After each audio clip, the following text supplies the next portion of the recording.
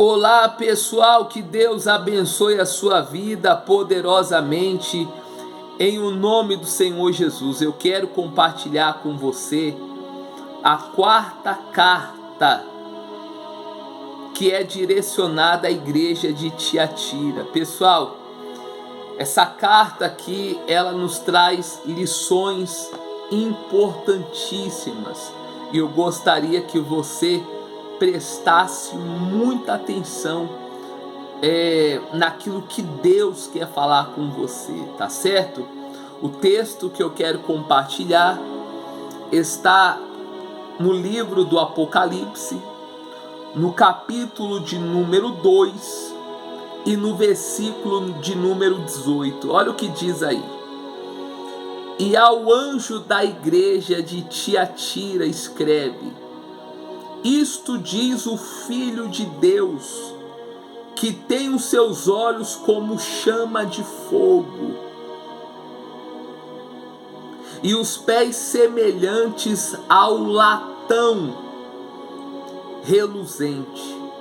Eu conheço as tuas obras, e amor, e serviço, e fé, e a tua paciência, e que as tuas últimas obras são mais do que as primeiras. Mas algumas poucas coisas tenho contra ti, que deixas Jezabel, mulher que se diz profetiza, ensinar e a enganar os meus servos, para que forniquem e comam dos sacrifícios da idolatria.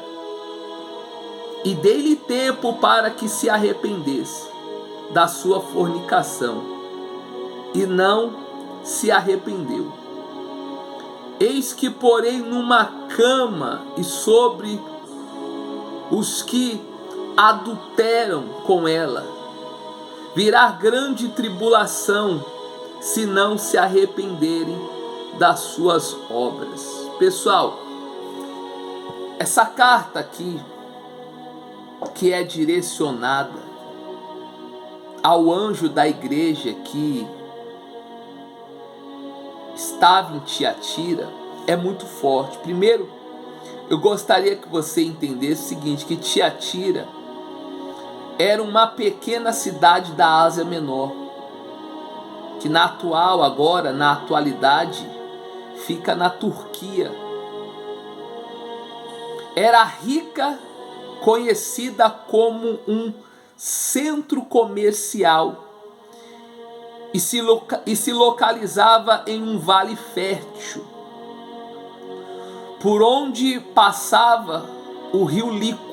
Além disso, era famosa pelos seus excelentes artifícios.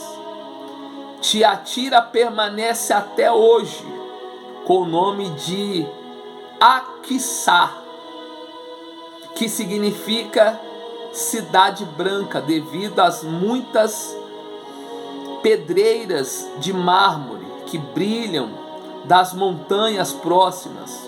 Na década de 30, Aquissá adquiriu má fama devido ao seu comércio de ópio. A carta ao anjo da igreja de Tiatira é a mais extensa. Olha só que interessante. Ao que tudo indica, esta igreja tinha um trabalho evangelístico intenso e saudável. Mesmo antes de a igreja ser fundada ali, Lucas, o médico, diz que havia uma mulher chamada Lídia, vendedora de púrpura, dessa cidade, que era temente a Deus.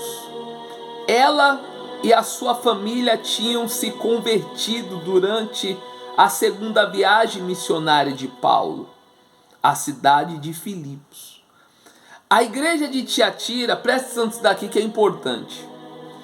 A igreja de Tiatira, que provavelmente começou com o testemunho de Lídia, possui a seguinte característica. Então, presta atenção nas características que a igreja de Tiatira tinha. A primeira característica que a igreja de Tiatira tinha era obras. Era uma igreja que trabalhava muito. Era uma igreja esforçada. Era uma igreja que trabalhava de dia e de noite. Era uma igreja que não media esforços no que diz respeito a trabalho. A segunda característica da igreja de Tiatira era amor. Era uma igreja que exercia o amor. A terceira característica era que essa igreja de Tiatira era uma igreja de fé. Tinha fé nessa igreja.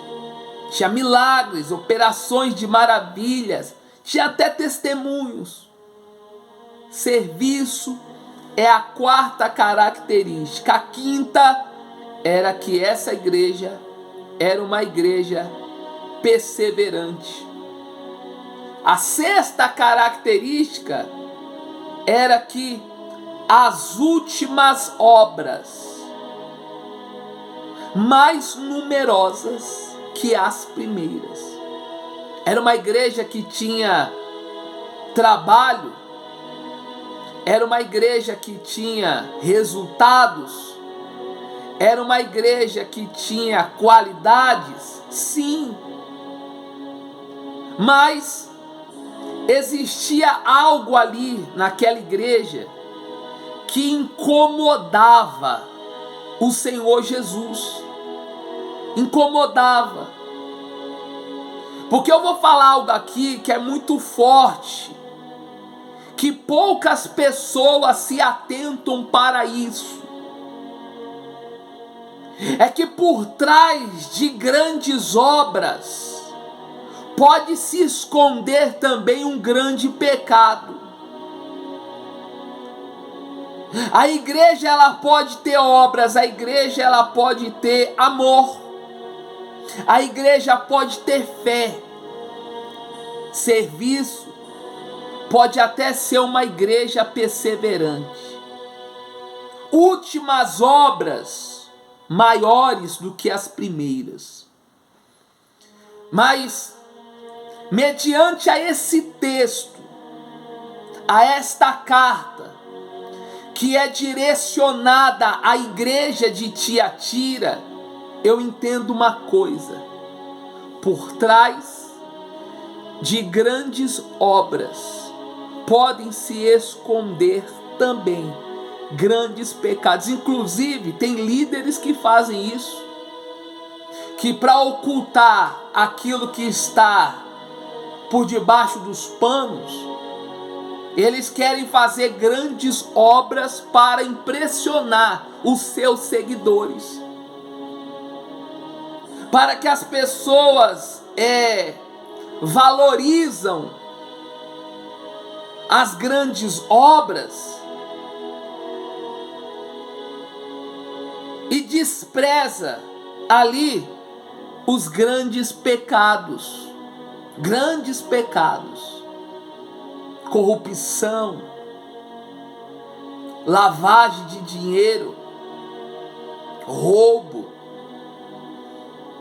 avareza. Existem pessoas que são assim também. O líder ele não pode se iludir com o serviço que é prestado por um membro, por um obreiro, por um pastor, seja lá qual for o cargo que alguém ocupa no corpo eclesiástico na igreja. Porque tem muitas pessoas que valorizam mais as obras do que o caráter. valoriza mais as obras do que a conduta, o comportamento, o caráter moral. Pensam que porque tem ali alguém que é pau para toda a obra, é uma pessoa prestativa, faz ali uma avaliação da vida espiritual da pessoa pelo serviço que ela está prestando. E nem toda pessoa que tem ali grandes obras é uma pessoa de Deus.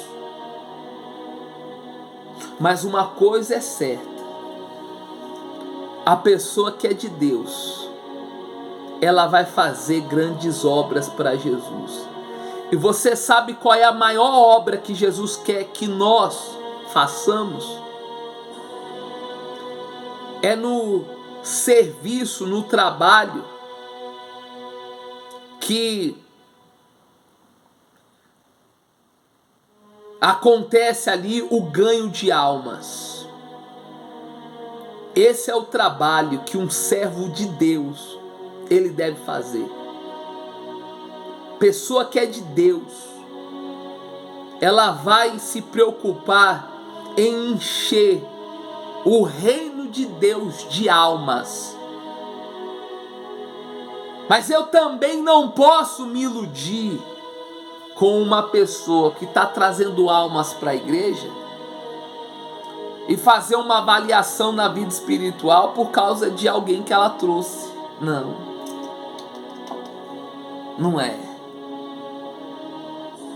A primeira coisa que tem que ser observada em uma pessoa que quer fazer a obra de Deus ou que faz a obra de Deus é o seu caráter. Olha só a 7ª característica da igreja de Tiatira: tolerância com Jezabel, que ensinava e seduzia os servos a praticarem a prostituição e a comerem coisas sacrificadas. Olha só. Então aqui a gente pode observar por partes o que o apóstolo João registrou. Estas coisas diz o Filho de Deus, que tem olhos como chama de fogo e os pés semelhante ao bronze polido. Pessoal, presta atenção. Por que olhos como chama de fogo? Porque ninguém consegue esconder nada dos olhos de Deus.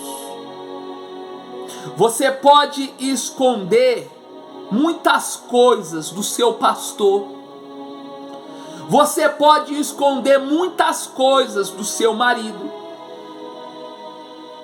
Você pode esconder muitas coisas da sua esposa.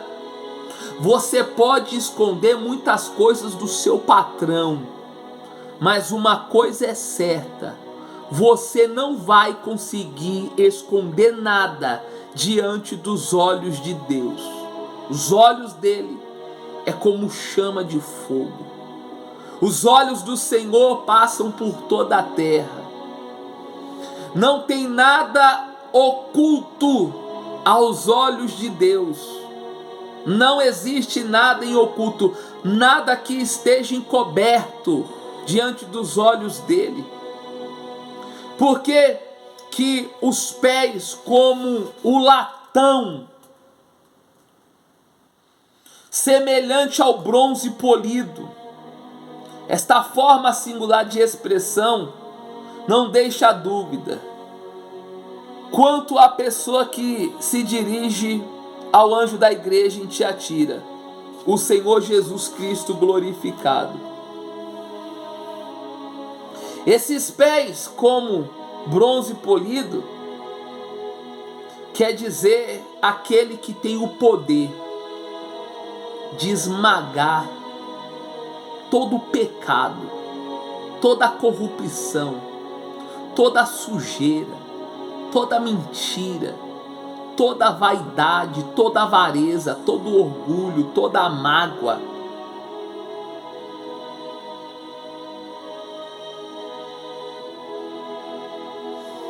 Olha só que interessante.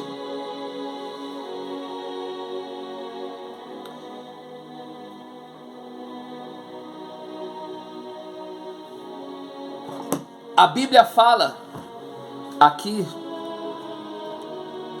das características que essa igreja tem, mas ela enfatiza aqui algo que estava desagradando o Senhor Jesus. E o que me chamou a atenção foi aqui no versículo de número 21. Que ele diz assim, olha, dei-lhe tempo para que se arrependesse da sua fornicação e não se arrependeu. Quer dizer, Jesus deu tempo para se arrepender e não se arrependeram.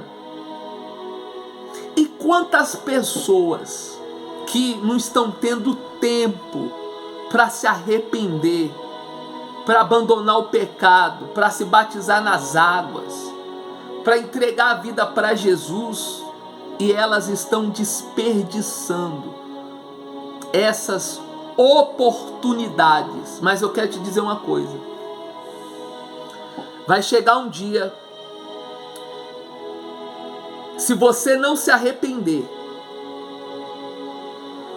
vai chegar o dia que você não vai ter mais essa oportunidade. Pode passar o tempo que for, se você não entregar a sua vida para Jesus e se arrepender dos seus pecados, você está perdido. Então, olha só aonde que esses que não quiseram se arrepender foram parar. Eis que porém numa cama, e sobre os que adulteram com ela virá grande tribulação, se não se arrependerem das suas obras. Pessoal, tem gente que para se arrepender,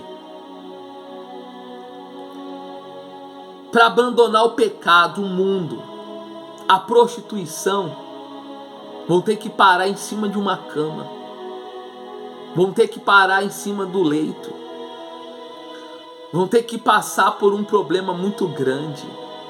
Como eu já vi pessoas que deixaram o mundo, deixaram o pecado, depois de uma tragédia que aconteceu em sua vida, um acidente, a pessoa passou pelo vale da sombra da morte, a pessoa ali viu a morte de perto, teve que passar por uma situação muito complicada para entregar a vida para Jesus. Você que ainda não entregou a sua vida para Jesus, o que você está esperando para se converter e abandonar o seu pecado? Você está esperando acontecer o quê? Algo de pior, uma tragédia? Os sinais que estão acontecendo já não é o suficiente que Jesus está voltando, que a palavra de Deus é verdadeira, que passarão céus e terra, mas a palavra de Deus não vai passar? Esses sinais já não é o suficiente para a gente? Olha o que diz no versículo de número 23. E destruirei com a morte os seus filhos, e todas as igrejas saberão que eu sou aquele que sonda as entranhas e os corações, e darei a cada um de vós segundo as vossas obras. Então presta atenção.